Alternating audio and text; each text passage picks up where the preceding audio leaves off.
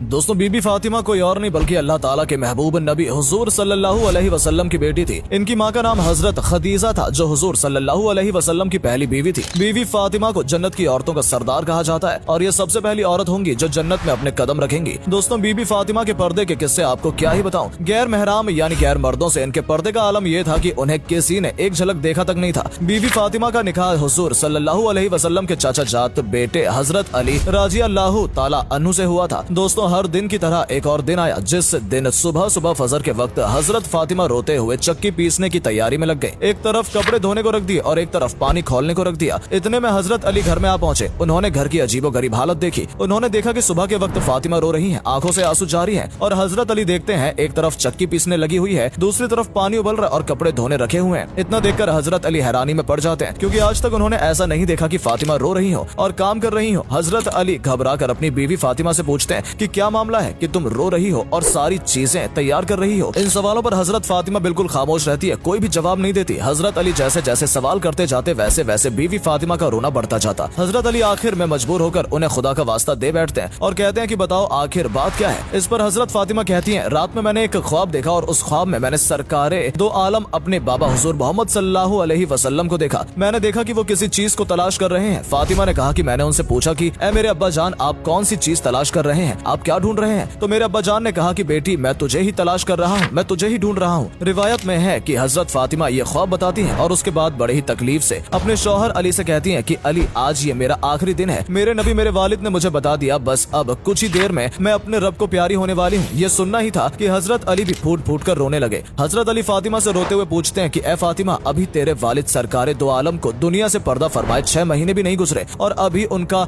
गम ही सीने पर भारी है। तू ही बता कि तेरे जाने का बोझ मैं कैसे उठाऊंगा, मैं कैसे बर्दाश्त कर पाऊंगा तेरा गम। हजरत फातिमा ने कहा कि ए अली जैसे तुमने वालिद हजरत मोहम्मद सल्लल्लाहु अलैहि वसल्लम की वफात पे सब्र कर लिया था बस वैसे ही मेरे भी रुखसत होने पर खुद पे काबू कर लेना, वैसे ही सब्र कर लेना। दोस्तों इसके बाद धीरे धीरे हजरत फातिमा की तबीयत और बिगड़ने लगी, उन्हें बुखार चढ़ने लगा। वो चक्की पीस रही थी तो हजरत अली ने उनका हाथ पकड़ लिया और कहा कि बस करो आज तुम्हारा आखिरी दिन है, तुम हम सबको छोड़कर दुनिया से पर्दा करने वाली हो। ये चक्की पीसने, ये कपड़ा धोने, ये पानी गर्म करना, ये सब तकलीफ क्यों उठा रही हो। इस पे फातिमा रोने लगती है और कहती है कि मुझे तुम्हारा भी हक अदा करना है और मुझे मेरे बेटे हसन और हुसैन का भी हक अदा करना है। मैं दुनिया से चली जाऊंगी तो मैं चाहती हूँ कि मैं अपने आखिरी काम करते जाऊँ, मैं चक्की पीस कर जाऊँ, कपड़े धुल कर जाऊँ, अपने बच्चों को नहला कर जाऊँ ताकि मेरे इंतकाल के बाद तुम्हें किसी के सामने हाथ न फैलाने पड़े। रियावत में है कि हजरत अली फातिमा को खड़ा करते हैं और दोनों रो रहे होते हैं। इतने में दोनों बच्चे हसन और हुसैन आ जाते हैं। मेरे दोस्तों जरा सोचो उस माँ बाप पर क्या गुजर रही होगी जैसे इस बात का पहले से पता है कि ये उसके सामने उसके बच्चे की आखिरी झलक है। अब आज के बाद वो अपने बच्चों को दोबारा न देख सकेगी। हजरत फातिमा अपने दोनों बच्चों को सीने से लगा लेती है। हजरत अली को रोता देख, हजरत फातिमा को रोता देख उन दोनों बच्चों को रहा नहीं गया और वो भी रोने लगे। रोते हुए दोनों बच्चों ने अपनी माँ से पूछा कि आप क्यों रो रही हैं। अपने अब्बा को रोता देख उनसे भी पूछा कि आप क्यों रो रहे हैं। अली ने कोई जवाब नहीं दिया, फातिमा ने भी कोई जवाब नहीं दिया। बस फातिमा ने अपने दोनों बच्चों को इशारा किया कि तुम दोनों मेरे वालिद अपने नाना हुजूर मोहम्मद सल्लल्लाहु अलैहि वसल्लम के कब्र पर ले जाओ। ये सुनते ही फौरन दोनों बच्चों ने माँ की बातों का मान रखा और कब्र पे चले गए। दोस्तों जैसे ही वो मासूम और हकीकत से अनजान बच्चे अपनी माँ को छोड़कर कब्र पे पहुंचे, जैसे ही कब्र पे जाकर खड़े हुए कब्र के अंदर से मेरे नबी की आवाज उनके कानों में पड़ गई। नबी ने कहा कि ए मेरे नवासों तुम अपनी माँ के पास चले जाओ, मेरे पास तो तुम बाद में भी आ सकते हो लेकिन आज आखिरी दिन है, इसके बाद तुम्हें अपनी माँ का चेहरा नजर नहीं आएगा। ये सुनना ही था कि दोनों मासूम बच्चे रोते हुए दौड़ते दौड़ते घर पर आ पहुंचे और देखा कि माँ भी रो रही है, बाप भी रो रहा है, तो सीधे आकर माँ को गले लगा लेते हैं। धीरे धीरे वक्त गुजरकर शाम को आ पहुंचा। हजरत फातिमा का बुखार और बढ़ जाता और अब उन्हें एहसास होने लगा था कि अब उनका वक्त बिल्कुल करीब है। हजरत फातिमा का बुखार अपने जोर पर था, बिस्तर पर लेटी हुई थी। तब वो अपने शौहर हजरत अली राजी अल्लाह ताला अन्हु को करीब में बैठाती हैं और कहती हैं कि मैं 3 बातें तुम्हारे सामने रखती हूँ। पहली बात वो हजरत अली से कहती हैं कि मुझे मालूम नहीं कि तुम्हारे निकाह में आने के बाद मेरी वजह से तुम्हें कितनी तकलीफें हुई हैं, तुम्हें कितनी ही मुश्किलों का सामना करना पड़ा होगा। वो अपने शौहर से दरख्वास्त करती हैं कि अल्लाह के वास्ते मुझे मेरी वफात से पहले माफ कर दे ताकि कयामत के वक्त मुझे मेरे नबी के सामने रुस्वा न होना पड़े, मुझे मेरे वालिद के सामने जलील न होना पड़े। इस पर अली की चीखें निकली और रोते हुए फातिमा के सर पे हाथ फेरा कि तू गम मत कर, तू नबी की बेटी है और माफी तो मुझे मांगनी चाहिए कि मैं तेरा हक अदा नहीं कर सका। अली एक लंबी सांस लेते हैं और फिर कहते हैं कि मुझे मालूम है कि जब से तुम मेरे निकाह में आई हो तुम्हें 2 वक्त की रोटी भी नसीब नहीं हुई है। इतने में हजरत फातिमा अपनी दूसरी बात बोल पड़ती हैं कि ए मेरे शौहर मेरे बाद तुम्हें जिस भी औरत से निकाह करना हो कर लेना। उसके बाद अपने प्यारे बच्चों की तरफ निगाह करके कहती हैं कि अली चाहे जिससे निकाह करना लेकिन एक रात मेरे बच्चों के साथ भी गुजारना क्योंकि ये अभी बहुत छोटे और मासूम हैं, ये अपना अच्छा बुरा वक्त नहीं समझ सकते। जब ये बालिग हो जाए तो उन्हें अल्लाह के हवाले कर देना। अब तीसरी बात दोस्तों बीवी फातिमा की ये थी कि हजरत फातिमा फरमाती हैं, ऐ मेरे शौहर अली, जब मेरा इंतकाल हो जाए तो किसी को न बुलाना। इस बात पे हजरत अली हैरान होकर पूछने लगते हैं कि फातिमा आखिर ऐसा क्यों, मैं नबी की बेटी के जनाजे में आखिर क्यों किसी को न बुलाऊं। तब हजरत फातिमा रोने लगती हैं और कहती हैं कि मेरे नबी ने मुझसे कहा था कि बेटी पर्दे में रहना, मैंने अपने वालिद की बात को पूरा कर लिया, पूरी जिंदगी में किसी मर्द ने मेरे बदन को नहीं देखा, और अली मैं चाहती हूँ कि मेरे मरने के बाद कोई मेरे बदन को ना देखे। इसके बाद जहरा फातिमा ने बस कुछ आखिरी अल्फाज अपनी जबान से बयान किए। उन्होंने कहा कि ऐ अली, आज मैंने रोजा रखा है। तो हजरत अली ने जब वजह पूछी तो फातिमा ने फरमाया कि मेरे वालिद और अल्लाह के नबी ने ख्वाब में मुझसे कहा था कि बेटी सहरी अली के दस्तरखान पे कर लेना, और इंशाअल्लाह इफ्तार यहाँ मेरे दस्तरखान पर होगा। बस ये जुमला कहते ही कलमा पढ़ते हुए हजरत जहरा फातिमा जन्नत की औरतों की सरदार दुनिया से पर्दा कर लेती है। जैसे कि फातिमा ने कहा था कि रात में मेरा जनाजा उठेगा ताकि किसी को पता न चले, तो हजरत अली अपने बेटों के साथ और हजरत अबूजर दिफारी रजी अल्लाह ताला अन्हु के कंधा दिया। ये हजरत अबूजर वो था जिसे अल्लाह ने खासकर कंधा देने के लिए भेजा था। दोस्तों, हजरत फातिमा के आखिरी पल हम सबके लिए सबक था। दोस्तों, जब फातिमा को कब्र के अंदर उतारा जाने लगा तो हजरत अबूजार से हसन, हुसैन और